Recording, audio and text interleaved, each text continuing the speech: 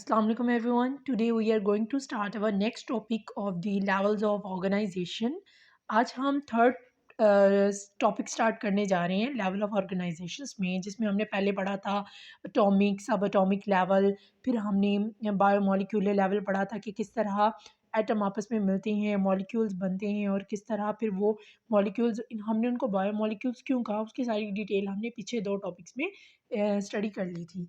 आज बेसिकली जो हम करने जा रहे हैं वो ऑर्गेनेली एंड सेल लेवल पढ़ने जा रहे हैं। अगर लफ्ज़ ऑर्गेनेली की बात की जाए तो हम सब जानते हैं कि सेल क्या है। किसी भी लिविंग ऑर्गेनिज्म की बॉडी का बेसिक यूनिट सेल होता है, लेकिन किसी भी सेल का जो बेसिक यूनिट है उसके डिफरेंट ऑर्गेनेलीज होती हैं। फॉर एग्जांपल सबसे बेसिक उसका न्यूक्लियस होता है। न्यूक्लियस के अलावा माइटोकॉन्ड्रिया, यहाँ पर cytoplasm, Golgi apparatus, Golgi bodies और भी बहुत सी, और उसकी सेल मेम्ब्रेन और इसकी गिर्द एक और वॉल होती है सेल वॉल, जो प्लांट सेल में ख़ास तौर पर मौजूद होती है। एनिमल सेल्स और प्लांट सेल में यही मेन डिफरेंस है कि प्लांट सेल में इसके पास सेल वॉल भी होती है, लेकिन एनिमल सेल के पास सेल वॉल नहीं होती। तो ये महसूस ऑर्गेनेलीज होती हैं जो मिलकर एक सेल बॉडी बनाती हैं।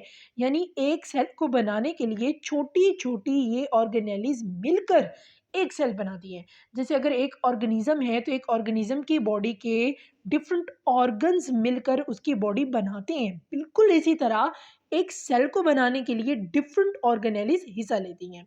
तो हमारा नेक्स्ट टॉपिक ऑर्गेनेली और सेल लेवल है कि ऑर्गेनेलीज कैसे बनती हैं और बाद में सेल किस तरह बनेगा। जैसे हमने पीछे मॉलिक्यूलर लेवल पढ़ा, तो जब मॉलिक्यूल्स आपस में असेंबल होती हैं, इकट्ठी होती हैं, तो वो सब सेलुलर स्ट्रक्चर्स बनाती हैं जिनको हम ऑर्गेनेलीज कहेंगे। तो biomolecule assemble in a particular way and form organelles, और वो ऑर्गेनेलीज बनाती हैं। जैसे हमने पीछे पढ़ा था प्रोटीन्स बनते हैं, लिपिड बनते हैं, स्टार्च बनते हैं, ग्लूकोज बनता है, तो वो सब ये बायोमोलिक्यूल्स मिलकर ऑर्गेनेलीज बनाती हैं। ऑर्गेनेलीज आर एक्चुअली सब सेलुलर स्ट्रक्चर, यानी ये सेलुलर स्ट्रक्चर सब सेलुलर स्ट्रक्चर है, सेल इनसे मिलकर बनता है। और ये जब इकट्ठे हो जाती हैं ये सारी ऑर्गेनेलीज, तो ये फिर यूनिट्स ऑफ लाइफ, यानी सेल की जो प्रॉपर डेफिनेशन है वो बेसिकली क्या है, it is a basic part of living organism body, it is a unit of life. फिर ये सेल बनते हैं। उसके बाद each organelle specialise to perform a specific function. हर ऑर्गेनेली जानदार की बॉडी में उसके सेल की बॉडी में अपना स्पेसिफिक फंक्शन पे करती है। For example if we talk about mitochondria, then mitochondria क्या करती है, ये स्पेशलाइज्ड होती है फॉर सेलुलर रेस्पिरेशन। हम सब जानते हैं कि जो ऑर्गेनिज्म है उनकी बॉडी के अंदर एनर्जी बनती है, और वो एनर्जी हर सेल अपनी एक ख़ास तरीके से एटीपी को, यानी एनर्जी को प्रोड्यूस करता है।